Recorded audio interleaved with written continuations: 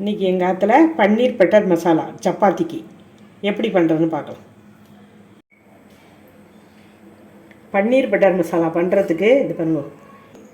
இஞ்சி, பூண்டு, முந்திரி பருப்பு 4, 2 வரமிளகா, 3 தக்காளி, 2 வெங்காயம்.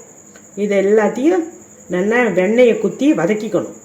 வதக்கினுட்டு ஆறினத்துக்கப்புறமா மிக்சியில் நல்லா நைஸாக அரைச்சிட்டு, நான் முன்னாடி ஒரு சன்னா பூரி போட்டிருக்கேன் இல்லையா, அதே மாதிரி இதையும் தாளிப்பு போட்டு வதக்கணும். எப்படி பண்ணுறதுன்னு பார்க்கலாம். பன்னீர் பட்டர் மசாலா பண்ணுறதுக்கு முன்னாடி வெண்ணெய் வெண்ணெய் போட்டுக்கிறேன். இந்த வெங்காயம் தக்காளியெல்லாம் வதங்கிறதுக்காக வெண்ணெய் நல்லா உருகி எடுத்து இப்போ வெங்காயம் போடப்போம்.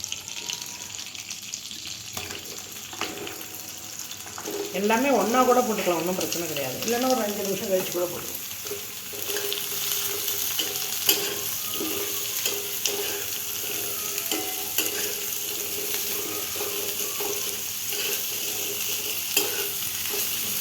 இப்போ இதோட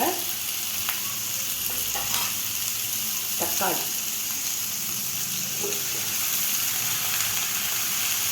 2 வரமிளகாய், இஞ்சி, பூண்டு, முந்திரி பருப்பு எல்லாத்தையும் நல்லா வதக்கிட்டு ஒரு 5 நிமிஷம் நல்லா வதக்கணும். வதக்கினதுக்கு அப்புறமா ஆற வச்சு மிக்சியில் நல்லா அரைக்கணும். ஒரு 3 இது பாருங்கள், நல்லா எல்லாம் ப்ரௌன் கலரில் ஜம்முன்னு வதங்கிட்டு பாருங்கள். வதக்கும் போது கமன்னு அப்படி ஒரு வாசனை. இதெல்லாம் கடையில் வாங்கினா எவ்வளோ வேலை. நம்ம ஆற்றுலையே பண்ணிடலாம். தக்காளி, வெங்காயம், பன்னீர் இருந்தால் போதும். அந்த நாள்லலாம் சப்பாத்திக்கு குருமா தான் பண்ணுவாள். இப்போ புதுசாக டெய்லி ஒரு டிஷ்ஷு. இதில் நல்லா வதங்கெடுத்து ஆறட்டு மிக்சியில் அரைக்க வேண்டியதுதான். பாருங்க, சப்பாத்திக்கு இந்த மாதிரி கொஞ்சம் இலகலாக பிசைஞ்சிக்கணும். சப்பாத்தி பண்ணுறதுக்கு முன்னாடி 1/2 மணி நேரம் நல்லா ஊற வச்சிடணும். இந்த மாதிரி இருக்கணும். பூரிக்குன்னா ஊற வேண்டாம், கொஞ்சம் டைட்டாக இருக்கணும்.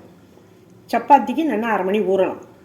இதை மாவை பசஞ்சு வச்சுட்டேன். இப்போ கிரேவி பண்ண போகிறேன். கிரேவி பண்ணுறதுக்கு இந்த பாருங்க, வதக்கினது எல்லாத்தையும் இந்த மாதிரி நைஸாக அரைச்சிக்கணும். முந்திரி பருப்பு எதுக்கு போடுறதுனா கொஞ்சம் திக்னஸ் கொடுக்கும், டேஸ்ட்டு நல்லாயிருக்கும். இதெல்லாம் இந்த மாதிரி அரைச்சிக்கணும். வழுமூணா இதுதாங்க பன்னீர் பட்டர் மசாலாவுக்கு வெண்ணெய் போட்டுருக்கேன். இதுக்கு வெண்ணெயும் பன்னீரும் தான் வேணும். அப்போ தான் டேஸ்ட்டு கொடுக்கும். ஹோட்டல் ஸ்டைலில் வேணும்னாக்கா அந்த டேஸ்ட் அப்போ தான் கொடுக்கும்.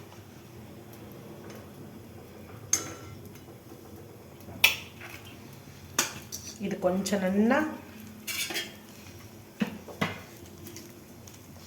வெண்ணெய் கொஞ்சம் மெல்ட் ஆகி வந்ததுக்கப்புறமா இந்த பட்டை, லவங்கம், பிரிஞ்சி இலையெல்லாம் போடணும்.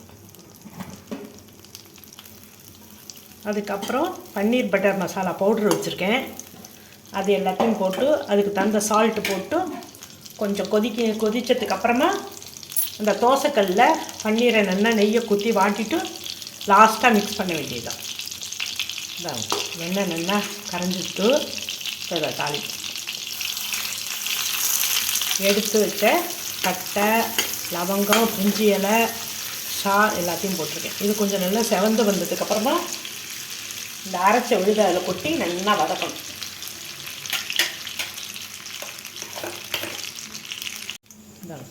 நல்லா செவந்து வந்துடுத்து. இப்போ அரைச்ச விழுத கொட்டி பச்சை வாசனை போகிற அளவுக்கு வதக்கணும். முன்னாடி ஒரு தடவை நல்லா வதக்கிட்டோம். இது ஹோட்டலில் வாங்கினா தனியாக ஒரு பிளேட்டில் கொடுவோம். அதே 100 ரூபா 150 ரூபா. இது கொஞ்சமாக வாட்டர் ஊற்றி வேலைமே கொஞ்சம்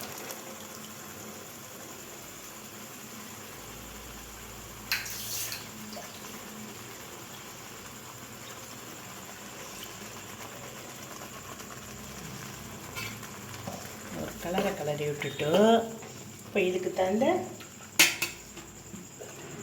கலரிக்காக கொஞ்சமாக மஞ்சப்பொடி, சில்லிப்பொடி கலரிக்காய். இது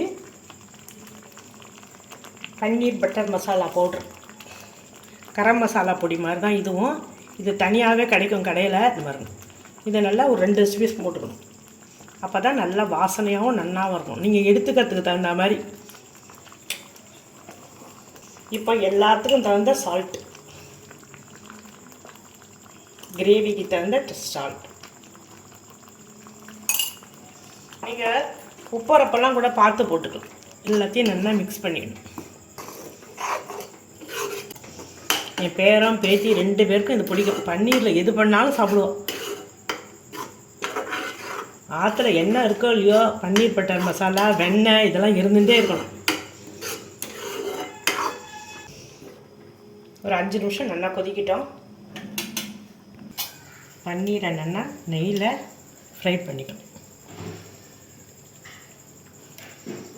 இதுலேயே சப்பாத்தியும் போட்டு எடுத்துடும். இந்த மாதிரி ஸ்லைஸாக கட் பண்ணி வச்சுருக்கேன்.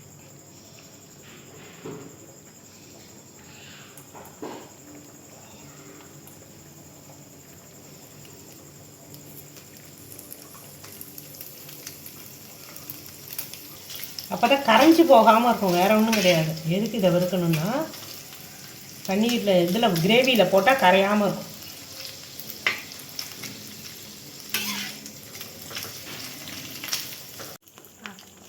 கிரேவி நல்லா கொதிச்சுடுத்து இந்த வரணும். இந்த மாதிரி பொன்னிறமாக வறுத்துக்கணும். இதுக்கு வெண்ணெயும் இதுதான் பன்னீரும் தான் போட்டு நல்லா மிக்ஸ் பண்ணி இறக்கிட வேண்டியதான். நீங்கள் பிடிச்சிருந்தா கருவேப்பிலை கொத்தமல்லி எல்லாம் கூட போட்டுக்கலாம். ஆனால் இதுக்கு தேவை கிடையாது. அப்புறம் அந்த வாசனை தான் அடிக்கும். ஏகாட்டு பசங்களுக்கெல்லாம் பிடிக்காது.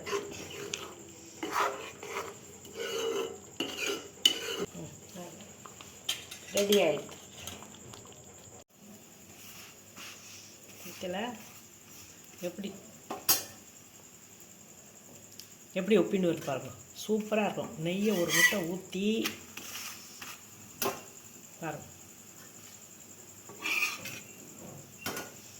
இப்படி தான் கொஞ்சம் இலகெல்லாம் கசிஞ்சிக்கலாம். அப்போ தான் சூப்பராக இருக்கும், சாஃப்டாக இருக்கும் சப்பாத்தி. 2 நாள் வச்சுன்னு கூட சாப்பிட்லாம். இப்போ என் பேத்திக்கு சப்பாத்தியும் கிரேவியும் கொடுக்க போகிறேன். சப்பாத்தியும் பன்னீர் பட்டர் மசாலாவும் ரெடி ஆகிடுது. இது பாருங்க எவ்வளோ சாஃப்டாக இருக்கு பாருங்க, சூப்பராக இருக்கும். பிடிச்சிருந்தா இந்த மெத்தடில் பண்ணி பாருங்க. லைக் பண்ணுங்க, ஷேர் பண்ணுங்க, மறக்காமல் சப்ஸ்கிரைப் பண்ணுங்க.